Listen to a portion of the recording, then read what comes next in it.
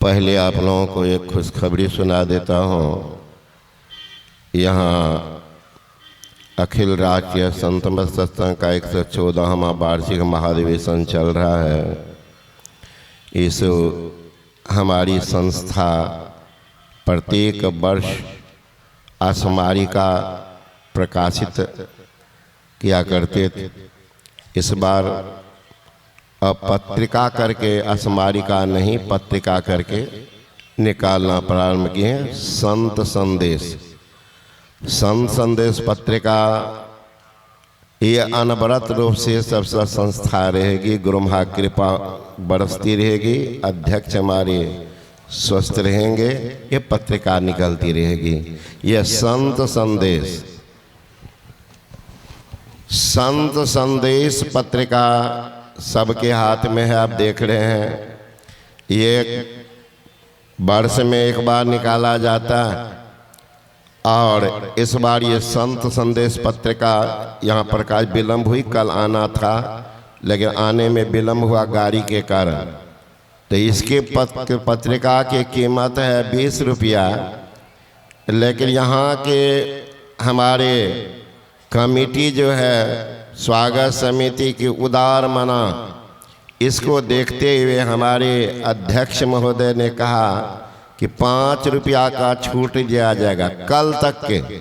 ये पत्रिका का ओरिजिनल केवल 20 ही रहेगा, लेकिन कल तक में जो भी पत्रिका लेंगे उनको 15 रुपया देना पड़ेगा।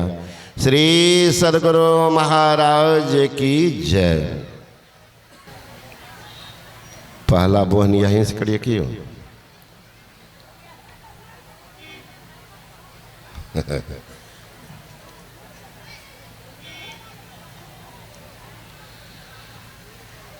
एक बार हम लोग पुनः आस्था विश्वास के साथ गुरु महाराज की पवित्र जय ध्वनि करें, ताकि हम सबों का अंतःकरण पवित्र हो जाए। बोलिए श्री सद्गुरु महाराज की जय। देखिए, लोग बड़े प्रसन्न हैं यहाँ के। अगर कोई मुंह नापाक रह गया हो, अशुद्ध रह गया हो, भूल चूक से गुरु महाराज का नाम नहीं लिए हो, ऐसे नापाक मुंह वाले को, अशुद्ध मुंह वाले को पुनः मैं मौका देता हूँ कि गुरु महाराज की पवित्र जय ध्वनि करके अपने मुख और कर्ण को पवित्र कर लें। बोलिए श्री सद्गुरु महाराज की जय। श्री सद्गुरु महाराज की जय। अखंड मंडलाकारं व्याप्तं येन चराचरं तत्पदं दर्शितं येन तस्मै श्री गुरुवे नमः। मंगलमूर्ति सद्गुरु मिलवे सर्वाधार। मंगल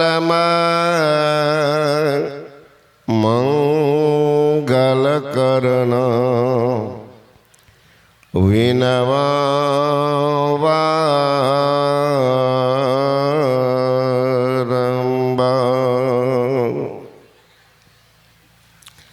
श्रद्धा की मूर्ति हमारे विद्वान महात्मागण, संवे समादरणीय सत्संग पड़े महानुभाव, आदरणीय माताओं एवं भक्तिमती बहनों, उपस्थित हमारे लोकप्रिय एवं सबके चहेते पूर्व विधायक किशोर कुमार मुन्ना जी, इनका तो अपना काम है, पहुंच जाते हैं, लेकिन लोगों की खुशियां को बढ़ा भी देते हैं। अभी आप लोग सुन रहे थे संत और उनके संग के महत्व के संबंध में। संतों का संग, महापुरुषों का संग, संत का दर्शन, महापुरुष का स्पर्शन अभागा को नसीब नहीं होता। वो अभागा आएगा भी तो पाप उनको बैठने नहीं देगा, भगा देगा। तो किनको नसीब होता है? उन सौभाग्यशाली को नसीब होता है जिनका भावी जीवन उज्जवल होने वाला है, जिनकी जिंदगी से ग्रह नक्षत्र समाप्त होने वाली है, जिनकी जिंदगी में 4 चांद लगने वाली है। ऐसे सौभाग्यशाली के सत्संग नसीब होता है। संत ने कहा मिलता है जिंदगी में साधुओं की संगति कभी कभी, मिलता है जिंदगी में साधुओं की संगति कभी कभी, लाते ऐसे मोर पर तकदीरें कभी कभी। ओ दौलतमंदो, दौलत पर अभिमान न करना, दौलत देखकर ईश्वर छीन लेते हैं कभी कभी। ये चौराहा है, किस रूप में मिल जाए महापुरुष जिंदगी को बदल देंगे। हमारे परमाराध्य सदगुरु जिनकी आप देख रहे हैं छवि, विचित्र प्रतिभा के धनी, ये कहीं सजकम कार्यक्रम से आए हुए थे। बेलदौर के बगल में है सकरोहर, वहां कुशेश्वर सिंह जी हैं, बहुत बड़े धनवान। तो वहीं बाबा रहा करते थे। ऐसे तो शाही स्वामी महाराज का जन्म स्थान है देवरिया जिला, लेकिन रहते तो वही कुशेश्वर बाबू के यहाँ। गुरु महाराज का कार्यक्रम वहीं था। गुरु महाराज जी पहुंचे, गर्मी का समय था। गुरु महाराज जी कुर्ता खोल के रखते हैं। अब पूज्य शाही स्वामी महाराज को अपनी गंजी दिखाते हैं कि देखिए हमारी गंजी फट गई। शाही स्वामी जी महाराज हंसने लगे। हुजूर के पास में सैकड़ों कपड़ा है, सैकड़ों गंजी है। अरे साधु को गरीबी मिजाज में रहना चाहिए। कलयुगी साधु गुरु महाराज जी नहीं थे। आजकल देखेंगे कलयुगी साधु के रंग ढंग का वेशभूषा बनाते हैं। गुरु महाराज में कोई दिखावटीपन नहीं। का साधु को गरीबी मिजाज में रहना चाहिए। तो पूज्य बाबा कुछ नहीं बोले, गंजी ले लिए, चले गए बेलदौर बाजार पर। दर्जी को कहते कि सुनो जी, महापुरुष की गंजी है, तुमको सीना है तो पहले तुम हाथ पैर बढ़िया से धो लो, मशीन को बढ़िया से कपड़ा भिंगा करके पोंछ दो, धागा को बदल दो, नया धागा लगा के तब इनका सिलाई करो। दर्जी सोचने लगा, मैं 50 साल से कपड़ा सिलाई कर रहा, आज तक कोई नहीं कहा होगा कि हाथ धो लो, पैर धो लो, धागा बदल दो। इसका मतलब वो बाबा कोई पावरफुल है। वो दर्जी का एक बेटा था 13-14 साल का, और बीमार बराबर रहा करता था। भागलपुर से इलाज करवाया, ठीक हो जा, फिर बीमार। बेगूसराय में इलाज कराया, फिर भी कोई फर्क। खगड़िया में इलाज कराया, परेशान था बेचारा। अब पुत्र स्नेह क्या होता है तो जो पुत्रवान है उनको पता हो। बाबा जी जो गंजी दिए तो क्या किए, गंजी को कैंची से कतर लिए, गंजी को सी करके बाबा को दे दिए। अब उनके मन में कौन प्रेरणा आई वो तो गुरुदेव जाने। वो क्या किए, वो कतरन वाला जो गुरु महाराज के गंजी वाला कतरन था उसे धागा निकाल लिया और गंगा जल में पीस करके अपने पुत्र को पिला दिया। जो ही पिलाया लड़का बिल्कुल रोग मुक्त हो गया। और यह बात फैल गई बेलदौर बाजार पर। क्यों? वैद्य है वैद्य, अब सब ले जा रहे हैं। किसी को संतान नहीं है तो कहते जाओ तांबा का ताबिज लो, आ झूठ फूस के कुछ कुछ पढ़ देता मंत्र। अब सब खजाना तो धागा है, निकाल के उसमें दे दे, का बांध दो, तो बांध देता तो संतान हो जाए। अब रोग छुड़ा रहा है, बीमारी छुड़ा रहा है। अब तो दर्जी से हो गया वैद्य जी, अब सब उठा उठा कर ले जा रहे, सब जगह बात फैल गई। तो कोई आदमी जाकर के सकरोहर में पूज्य शाही स्वामी महाराज से कहा कि बाबा जी, आप जो दर्जी को रोज कहते हाथ धो लो फलना धो लो, वो अपने वो पहले से वो ठीक ठाक आदमी है, वो वैद्य है गुरु महाराज। बाबा बोले अच्छा मिलेंगे कभी। एक रोज घूमते घूमते बाबा जी आए शाही स्वामी महाराज का, वैद्य जी अरे उस रोज हम नहीं पहचाने थे इसलिए मैंने कहा कि कब हाथ धो पैर धो लो, आप तो अपने पवित्र।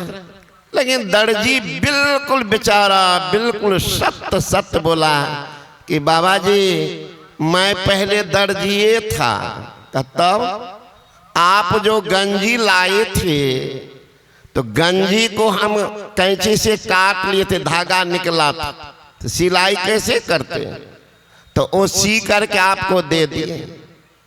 बाबा मेरा बेटा बीमार था, बरसों से एकदम पंजर पंजर हो गया था। अब मेरे मन में कौन प्रेरणा दिया नहीं दिया, मैं सोचा कि इतना दिन से कपड़ाई सिलाई कर रहा हूं, लेकिन कोई तो नहीं कहा कि धागा बदल दो, हाथ पैर धो लो। इसका मतलब वो महात्मा बड़ी पवित्र आत्मा होंगे, साधना सिद्ध है, तब तो उनके सेवक सब इतना उनमें श्रद्धा भक्ति रख रहे हैं। यही सोच करके बाबा उसी का धागा निकाल करके अपने बेटा को जो ही पिलाए, लड़का बिल्कुल ठीक हो गया। अब ठीक हुआ तो ये बात सबको जानकारी मिली, तो कहा कौन मंत्र पढ़ के दिया तो हमको भी दीजिए। ऐसी में बात फैल गया। बाबा सोचे ओ तो गंजी की करामत। बाबा बोले है हमको भी ठेहुना में दर्द है। तो हाँ बाबा गए शीशी लाए, थोड़ा सा बचा हुआ था, बाबा शीशी लेके चले गए, वैद्य जी का वैद्यगिरी खत्म हो गया।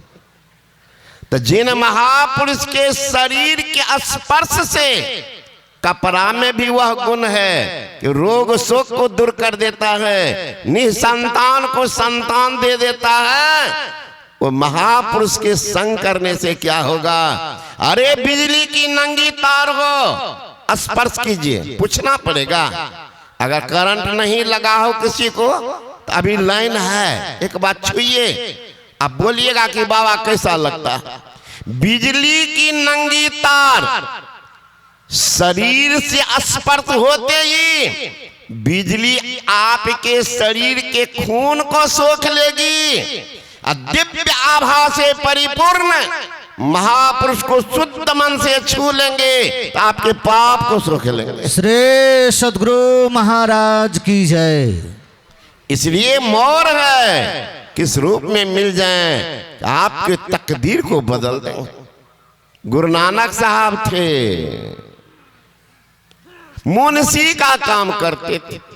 अब कौन जाने क्या ऐसे मुंशी भी संत है क्यों भेष में नाई रे अरबंग है, देवे में कुसाद, खाए में तंग है। जग से रे उदास, महर में अंत का, अरे हारे पलटू, ऐसी रहनी रे लक्षण संत का। क्यों भेष में ना। एक रोज अनाज तोल रहे थे, व्यापारी को दे रहे थे। और अपने यहाँ सिस्टम है रामे जी 1, रामे जी 2, तो पढ़ते जा रहे हैं। रामे जी 3, रामे जी 4, पढ़ते रामे जी 11, रामे जी 12, रामे जी 13। अरे 13, आप जाएंगे पंजाब, वहां का लफ्ज है अपने आप 13 बोलते हैं, वहां 13 13 13। तो रामे जी 13, आंखें बंद हो गई। ख्याल किसी लोक में चला गया, अनाज दे रहे हैं। रामे जी 13, रामे जी 13, रामे जी 13। व्यापारी सोचने लगे भाई इनको क्या हुआ, तो बोलना चाहिए रामे जी 14, रामे जी 15। फिर भी चुपचाप व्यापारी देख रहा, कोई तो देख नहीं रहा। विरोधी तो सबके हुए हैं। अब विरोधी ही सजाते समझिए। गाड़ी में अगर ब्रेक नहीं हो तो क्या न हो जाए, रोड पर ठोकर नहीं हो तो देखने जा आज का क्या हो रहा। तो सजाता। कुछ आदमी जाकर उनके मालिक को कहा, आप कौन पागल को रखे हैं? का क्या हुआ? अरे महाराज 13 में सारा अनाज पार हुआ, क्या हुआ? वो पगलबा 13, राम जी 13, राम जी 13। दौड़ता आया, का प्रत्यक्ष देखना चाहिए। तो देखते हैं कि आंखें बंद है। व्यापार राम जी 13, राम जी 13, हाथ पकड़ लिया। हाथ जो ही पकड़ा, नजर घूम गई। मालिक पूछा, रहे तुम क्या कर रहे हो? तो व्यापारी को अनाज दे रहा हूं। कितना? का 13। जा रे पागल, तेने तो मेरा सत्यानाश कर दिया। 13 में सारा अनाज पार। अन्य मालिक 13 दिया, ज्यादा होगा तो जो दंड देना। व्यापारी का फिर से तोला, फिर से तोला। दूसरा मुंशी को बैठा दिया, अनाज को तोलाने लगा तो 13 का 13 हुआ। लोगों ने कहा इनको मन नहीं लगता, चूंकि पीता उता नहीं है। का तुम लोग पीते हो? का पीता हो? को नशा कब तक रहता? का शाम को पीता हो तो रात भर मस्ती में काम करता। वो नशा का सुबह उतर आती। सुबह में पीता हो तो नशा शाम को उतर आती। गुरु नानक साहब हंसने लगे, अरे तुम नशा पीते हो शाम को तो सुबह उतर आती, सुबह पीते हो तो शाम को उतर जाती। मैं जो नशा पिया उतरता ही नहीं। वो कौन नशा है? का नाम खुमारी नान का चढ़ी रे दिन रैन। वो नाम की नशा है जो दिन रात चढ़ा रहता। फिर देखो तुम जो नशा पीते हो उसमें धन बर्बाद, परिवार बर्बाद, शरीर रोग का घर बनता है। ऐसे पियक्कर के नाम पर जूता लात भी चलता है। अब मैं जो पिया हूं, शरीर आबाद, परिवार आबाद, उनकी कीर्ति फैलती है, उनका जसगान होता है। ऐसे के नाम पर पुष्प माला अर्पण भी होता है। फिर इस नशा पीने से क्या फायदा? नानक बाबा ने कहा जाम पीने से क्या फायदा? शाम को पियो, सुबह उतर आएगी। एक बार फकीरी जाम पी के तो देख, तेरी जिंदगी सुधर जाएगी। Having seen this Hindu sannyasi once, it is difficult forget him और his message। एक बार हिंदू सन्यासी के मैसेज को उतरने दो, तब तक चैन नहीं लेने देगा जब तक जिंदगी को सही किनारा नहीं लगाएगा। नजर बदल जाती है, तो नजारे बदल जाते हैं, कश्ती की दिशा बदल जाती है, किनारे बदल जाते हैं। कश्ती कहते नाव को दिशा को बदल दीजिए, दशा को बदल देंगे, किनारा ही बदला मिलेगा, दूसरे किनारा में। इसलिए ये नशा क्या अभी बनता है कैसे? अभी देखिए, जितना वृक्ष है, सौभाग्यशाली हम भारतवासी हैं जो 6 ऋतु का आनंद लेते हैं। विश्व में सभी देश को नसीब नहीं है 6 ऋतु, मात्र भारत में। सौभाग्यशाली हम भारतवासी हैं जब विश्व में कहीं गंगा नदी नहीं बहती है, मात्र भारत में बहती है। सौभाग्यशाली हम भारतवासी हैं जब 24 अवतार हुआ है, 24 अवतार भारत में हुआ है, विश्व में कहीं नहीं हुआ है। सौभाग्यशाली हम भारतवासी हैं जहां गीता का उपदेश भारत में हुआ है, विश्व में गीता के लिए तरस रहा है। आज भारत का ही देन है, उस देश के वासी हम हो। यहाँ बसंत ऋतु आया है, क्या करने? मांगने के लिए, मांगने के लिए आया है। कुछ दे दो, कुछ दे दो। सारा वृक्ष देखा, याचक आया है, दे दो। दान करना है, दिल खोल के दे दो। जितना वृक्ष था सारा पत्ता दान में दे दिया, ले लो। बसंत तुम खुश रहना, फिर अगले साल आना, ले लो, ले लो बसंत।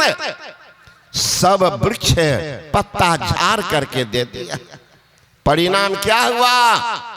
न पल्लव लगा, नई परिधान, और साथ में संतान भी हुआ। सब वृक्ष में फल लद गया। एक वृक्ष तटस्थ होकर के देखता रहा कि दान करने से क्या होता है। ये लोग बड़े पागल तो नहीं हो? यहाँ भी हमारे मुखिया जी सबको सब कहते होंगे, इतने कतिल खर्चा के लो, नाम स्कूल बना देती हो, धर्मशाला बनती हो, ऐसा भी पागल सब। तो वो देखता रहा, इस सारा वृक्ष पागल हो गया। लेकिन महाराज लक्ष्मी थिर न रहीम कही, यह जानत सब कोई, पुरुष पुरातन की भली क्यों न चंचला हो। अस्थिर रहने वाली नहीं। वो तथा देखता रहा, बसंत चला गया, पत्ता तो झड़ गया। कौन? महुआ। एक भी पत्ता नहीं, फल तो आ गया, लेकिन बिल्कुल नंगी। इतना निर्लज वृक्ष संसार में कोई नहीं है जितना महुआ। इतना निर्लज पतित हुआ गाछ। और उसी महुआ से बनता है शराब। जो इतना निर्लज पतित है, उसका रस पीने वाला कितना पतित होगा। एक संत ने कहा, पात लिए सब वृक्ष फले, लेकिन महुआ फले पत खोय। ताही पतित के रस पिए क्यों न फजत हो। लाजता खाएगा फिर भी का बढ़िया से। एक आदमी की पत्नी बार बार समझावे कि शराब पीना छोड़ दो, सत्संग में जा। बड़ा बड़ा महापुरुष आवे, बड़े बड़े लोग आते, देखिएगा सुनिएगा, अच्छा सुनते, अच्छा जाएंगे। संजोग एक दिन पी लिया और गांव में चला गया कहीं इधर तक। गांव वाले जो पकड़ा, दे जूता दे लाश से तो मुंह कान का नक्शा बिगाड़ दिया। फिर भी नौजवान का छोड़ो मत, ये चौराहा पर जगह लंबा भाषण देने के लिए लोग जान तो जाए कैसे चरित्र के आदमी है। चैत्यहीन की पूजा होती है। हरे निर्धन व्यक्ति डरता है धनवान से कि हम उनसे नहीं लड़ेंगे, पेमाल कर देगा। निर्धन डरता है धनवान से, बलहीन डरता है बलवान से, मूर्ख डरता है विद्वान से। लेकिन विद्वान, धनवान, बलवान भी डरता है चरित्रवान से। सदगुरु महाराज की जय। कहा ऐसे आदमी से कौन हाथ मिलावे, निर्लजता भी है।